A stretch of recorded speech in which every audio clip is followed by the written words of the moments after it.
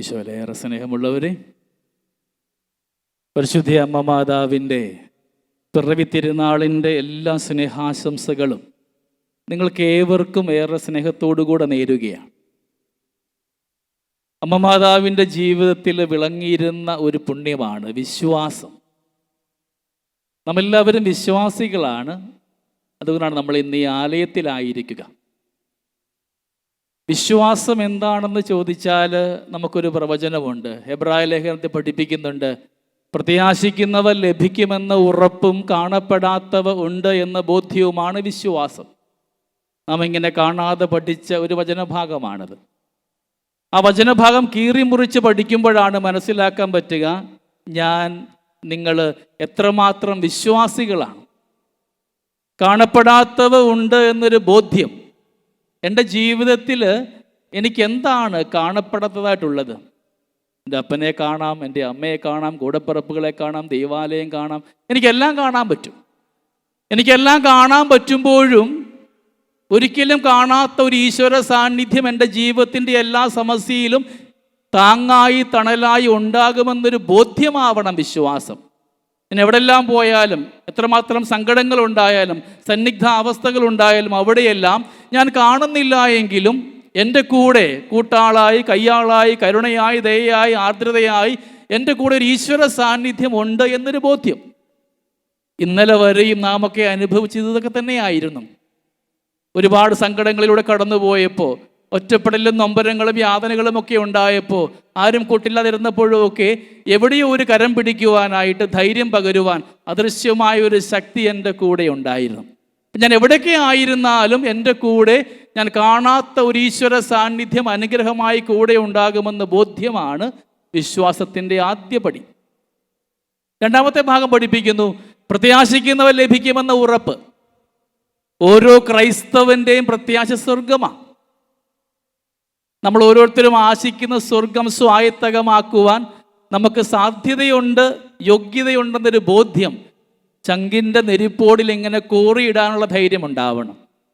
എത്രമാത്രം പരിമിതികളുണ്ടായാലും പരിദേവനങ്ങളുണ്ടായാലും അവിടെയൊക്കെ ഞാൻ ആശിക്കുന്ന സ്വർഗം സ്വായത്തകമാക്കുവാൻ എൻ്റെ തമ്പുരാൻ എൻ്റെ കൂടെ ഉണ്ടാകുമെന്ന ബോധ്യം. പരിശുദ്ധയമ്മയ്ക്ക് ഈ ബോധ്യമുള്ളത് കൊണ്ടാണ് ഇതാ കർത്താവിൻ്റെ ദാസി എന്ന് പറയുവാൻ ഭാഗ്യമുണ്ടായത്.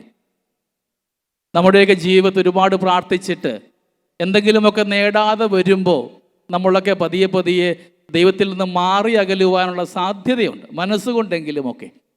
പരിശുദ്ധ അമ്മയുടെ ഏറ്റവും വലിയ സ്വപ്നമായിരുന്നു നിരന്തരം നിത്യകന്യകയായിട്ട് ദൈവത്തിന് വേല ചെയ്തുകൊണ്ട് ദൈവാലയത്തിലാകണമെന്ന്. ഏറ്റവും പരിശുദ്ധയായ പരിശുദ്ധ അമ്മയുടെ ഈ ആഗ്രഹത്തിന് ദൈവം കൊടുത്ത ഉത്തരം നേരെ വിപരീതമാണ്. അവൾ ആഗ്രഹിച്ചത് നേരെ വിപരീതമായ ഉത്തരം കിട്ടിയപ്പോഴും ദൈവത്തോട് പിറുപിറുക്കാതെ മറുതലിക്കാതെ ശരണപ്പെടുവാൻ ഭാഗ്യമുണ്ടായത് അവൾക്ക് ഏറ്റവും വിശ്വാസവും പ്രതീക്ഷയുമൊക്കെ ഉള്ളത് കൊണ്ടാണ്. നമ്മുടെയൊക്കെ ജീവിതത്തിൽ ഇടയ്ക്ക് നഷ്ടമാവുക ഈ പ്രതീക്ഷയും വിശ്വാസവും ഒക്കെയാണ്. ഇന്ന് പരിശുദ്ധമ്മ പഠിപ്പിക്കുന്നു, സാധാരണ ഒരു ഗ്രാമീണ കന്യക ഇന്ന് അൾത്താരിൽ എടുക്കപ്പെട്ടിട്ടുണ്ടെങ്കിൽ അമ്മ കടന്നുപോയ വഴികളിലൊക്കെ ഒരുപാട് സന്നിഗ്ധാവസ്ഥകളുണ്ടായിരുന്നു, കുത്തുവാക്കുകളുണ്ടായിരുന്നു, നൊമ്പരങ്ങളും കണ്ണുനീരുമൊക്കെ ഉണ്ടായിരുന്നു. നാം ഓരോരുത്തരും അനുഭവിക്കുക ഇതൊക്കെ തന്നെയാണ്. സമാനമായ ജീവിതാനുഭവം ഉണ്ടാകുമ്പോൾ പരിശുദ്ധ അമ്മയെപ്പോലെ വിശ്വാസം മുറുകെ പിടിച്ചുകൊണ്ട് പ്രതീക്ഷയോടുകൂടെ എന്നെ വിളിച്ചവൻ വിശുദ്ധതയിൽ പ്രതീക്ഷ കൊടുത്തുകൊണ്ട് പോകുവാൻ നമുക്ക് സാധ്യമാകുന്നുണ്ടോ എന്നൊരു ധ്യാനം നമുക്കിന്നുണ്ടാവണം. സുവിശേഷം നാം വായിച്ചു കേട്ടത് കാനായിലെ വിവാഹത്തിനെ കുറിച്ചാണ്. നാം ഒരുപാട് ധ്യാനിച്ചിട്ടുള്ളതാണ്. ഏറ്റവും ആദ്യത്തെ വരി ഏറ്റവും ശ്രേഷ്ഠമായിട്ട് മാറ്റണം. പരിശുദ്ധ അമ്മ എവിടെ ഉണ്ടായിരുന്നു? ഈശോയും ശിഷ്യന്മാരും ക്ഷണിക്കപ്പെട്ടിരുന്നു. ഒരു പക്ഷേ പരിശുദ്ധ അമ്മ അവിടെ ക്ഷണിക്കപ്പെടാതെ വന്ന അതിഥി ആയിരിക്കാം. നമ്മുടെ കുടുംബജീവിതത്തിലും സാധാരണ ജീവിതത്തിലുമൊക്കെ നാം ക്ഷണിക്കപ്പെടാതെ പരിശുദ്ധ അമ്മ കടന്നു വരണമെന്നുണ്ടെങ്കിൽ നമുക്ക് അത്രമാത്രം ആഴമായ ബന്ധം പരിശുദ്ധ അമ്മയോടുണ്ടാവണം. എവിടെയാണ് നാം ക്ഷണിക്കപ്പെടാതെ പോവുക? അത്രയും പ്രിയപ്പെട്ടിടത്താണ്. പരിശുദ്ധ അമ്മയുടെ ആ ഒരു സാന്നിധ്യം നമ്മുടെ ജീവിതത്തിൽ ഉണ്ടാകണമെങ്കിൽ നമ്മുടെ ജീവിതവും പരിശുദ്ധ അമ്മയുമായിട്ട് ഒരുപാട് സമരസപ്പെട്ടു പോകേണ്ടിയിരിക്കും. ജപമണിയിലൂടെ കടന്നു പോകുമ്പോഴൊക്കെ അമ്മയുടെ ഒരു ധ്യാനം നമ്മുടെ ജീവിതത്തിൻ്റെ ഭാഗമാകണം. കൊന്ത ഉരുട്ടിയത് കൊണ്ട് മാത്രമാവുകയില്ല അമ്മയുടെ സാന്നിധ്യം. ആ ഓരോ ജപമണിയിലൂടെയും കടന്നു പോകുമ്പോൾ എൻ്റെ ചങ്കിൻ്റെ നൊമ്പരങ്ങളൊക്കെ അമ്മയോട് ചേർത്ത് വയ്ക്കുവാൻ അമ്മ കൂട്ടാളിയായിട്ട് കൂടെ ഉണ്ടാവണം. സിഹിയോൻ മാളികയിൽ അപ്പോസ്തലന്മാർക്ക് ധൈര്യം പകർന്നതുപോലെ നമ്മുടെ ജീവിതത്തിലെ എല്ലാ ഇടങ്ങളിലും പരിശുദ്ധ അമ്മയുടെ സാന്നിധ്യം ഉണ്ടാകണമെന്നൊരു ആഗ്രഹം നമുക്കുണ്ടാവട്ടെ. വീണ്ടും വായിക്കുന്നുണ്ട്, വിഞ്ഞു തീർന്നു പോയതും അത്ഭുതമുണ്ടായതുമൊക്കെ. കാനായിലെ കുടുംബത്തിൽ ഒരുപാട് കാലത്തേക്ക് നാണക്കേടിന് കാരണമാകാമായിരുന്ന ഒന്നാണ് വിരുന്ന് നഷ്ടമായി എന്നുള്ളത്. നമ്മുടെയൊക്കെ ജീവിതത്തിലും ലഹരികൾ നഷ്ടമാകുമ്പോൾ കൂട്ടായ്മയുടെ, അയൽവക്ക ബന്ധങ്ങളുടെ, ഭാര്യാഭർത്തൃ ബന്ധങ്ങളുടെ, കൂടപ്പർ ബന്ധങ്ങളുടെയൊക്കെ സ്നേഹമാകുന്ന ലഹരികൾ നഷ്ടമാകുമ്പോൾ, ആ സ്നേഹത്തിന് വിള്ളലുണ്ടാകുമ്പോൾ അവിടെ നാം ക്ഷണിക്കേണ്ട വ്യക്തി പരിശുദ്ധ അമ്മയാണ്. ആ കുടുംബത്തിലെ നാണക്കേടിന് കാരണമാകാമായിരുന്ന ഒന്നിലേക്ക് ആ കുടുംബനാഥനേക്കാട്ടും മുമ്പേ അറിഞ്ഞ് ഇടപെട്ട ഒരു പരിശുദ്ധ അമ്മ. ഏതൊരു കാരണമാണോ കാനായിലെ കുടുംബത്തിൽ കണ്ണുനീരിൻ്റെ കാരണമാകാമായിരുന്നത്, അതേ കാരണം തന്നെയാണ് പരിശുദ്ധ അമ്മയുടെ സാന്നിധ്യം ഉണ്ടായപ്പോൾ ശ്രേഷ്ഠമായ വിരുന്നായിട്ട് മാറിയത്. നമ്മുടെയൊക്കെ അനുദിന ജീവിതത്തിൽ ഏത് കാരണമാണ് നമ്മളെ കരയിപ്പിക്കുക, സങ്കടപ്പെടുത്തുക, ഒറ്റപ്പെടുത്തുക, അതേ കാരണത്തിലേക്ക് പരിശുദ്ധ അമ്മയുടെ സാന്നിധ്യം ഉണ്ടാകുമ്പോൾ ആ കാരണങ്ങൾ തന്നെ നമുക്ക് ഏറ്റവും ശ്രേഷ്ഠമായ വിരുന്നിൻ്റെ കാരണമായി മാറാം. വിശ്വാസപൂർവ്വം ദൈവത്തോടൊപ്പമാകണമെന്നൊരു ബോധ്യം നമുക്കുണ്ടാവട്ടെ. അമ്മയോടൊപ്പമായിരുന്നു കൊണ്ട് അമ്മയുടെ പ്രിയപ്പെട്ട മകനെ ഓർമ്മിപ്പിച്ചതുപോലെ ഇപ്രകാരമാണ് പറഞ്ഞത്, എൻ്റെ നാമത്തിൽ ഒന്നിച്ചു കൂടുമ്പോഴൊക്കെ നിങ്ങളിതെൻ്റെ ഓർമ്മയ്ക്കായിട്ട് ചെയ്യുവിനും. ഓരോ വിശുദ്ധ കുർബാനയും ഒരു കാന അത്ഭുതമായിട്ട് നമുക്ക് മാറണം. കടന്നു വന്ന വ്യക്തിയായിട്ട് ആവരുത് നാമൊക്കെ തിരികെ മുമ്പോട്ട് പോവുക. തിരികെ പോകുമ്പോൾ ഈശോയെ സ്വീകരിച്ചുകൊണ്ട് അവൻ്റെ കൃപയാൽ നിറയുന്നവരായി മാറപ്പെടുവാൻ, അമ്മ മാതാവിൻ്റെ സാന്നിധ്യം അനുഭവിച്ചു പോകുന്നവരാകുവാനായിട്ടുള്ള ഒരാഗ്രഹം നമുക്കുണ്ടാവട്ടെ. ഏറ്റവും ശ്രേഷ്ഠമായ വിരുന്നാണ് വിശുദ്ധ കുർബാന.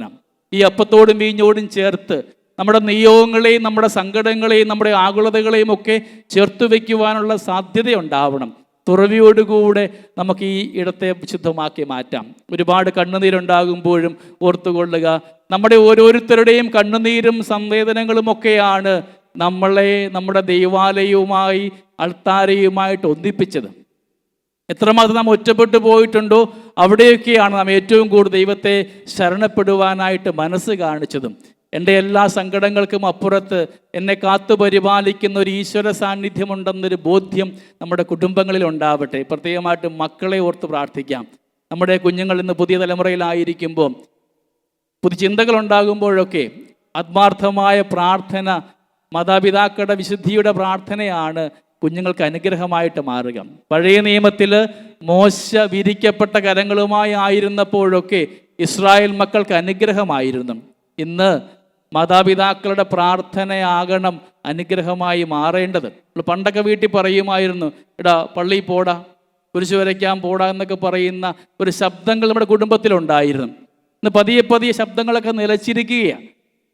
ഞാൻ തിരുത്തി പറയാൻ ആഗ്രഹിക്കുകയാണ്, പള്ളിയിൽ പോടാ, കുരിശ് വരയ്ക്കാൻ പോടാ എന്നല്ല മാതാപിതാക്കൾ പറയേണ്ടത്. പള്ളിയിൽ വാടാ, കുരിശ് വരയ്ക്കാൻ വാടാ എന്ന് പറയാൻ പറ്റിയ എത്ര മനസ്സും മനോഭാവവും ഈ ആലയത്തിലുണ്ടെന്നൊരു ബോധ്യമുണ്ടാവണം. ബാഹ്യമായ ആചാരങ്ങൾക്കപ്പുറത്ത് ചങ്കിൻ്റെ ഉള്ളിൽ ഈശ്വര സാന്നിധ്യം നിറച്ചുകൊണ്ട് എന്നെ കാത്തു പരിപാലിക്കുവാൻ ഈ ലോകത്തിൽ എൻ്റെ ദൈവം മാത്രമേ ഉള്ളെന്നൊരു ബോധ്യം നമുക്ക് അനുഗ്രഹമായിട്ട് മാറണം.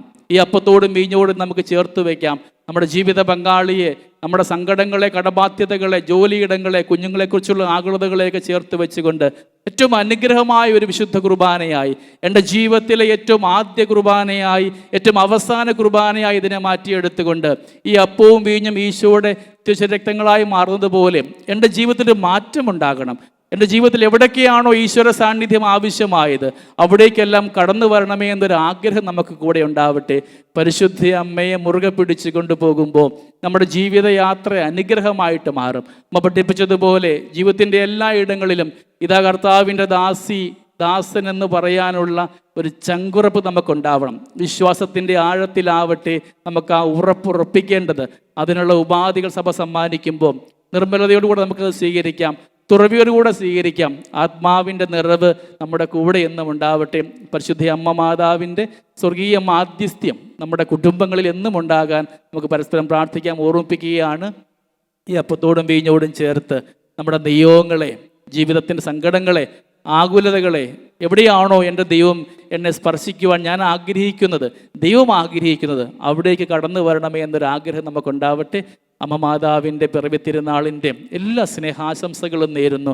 നിർമ്മലതയിൽ നമുക്ക് അമ്മയുടെ കൂടെയാവാം, അമ്മയുടെ മാധ്യസ്ഥം കേണപേക്ഷിക്കാം. ഒരിക്കലും ഉപേക്ഷിക്കാത്ത പരിശുദ്ധ അമ്മേ, ഞങ്ങളുടെ കൂടെ ഉണ്ടാവണമേ എന്ന് നമുക്ക് പരസ്പരം പ്രാർത്ഥിക്കുകയും ചെയ്യാം. ദൈവം നിങ്ങളെ സമൃദ്ധമായി അനുഗ്രഹിക്കട്ടെ.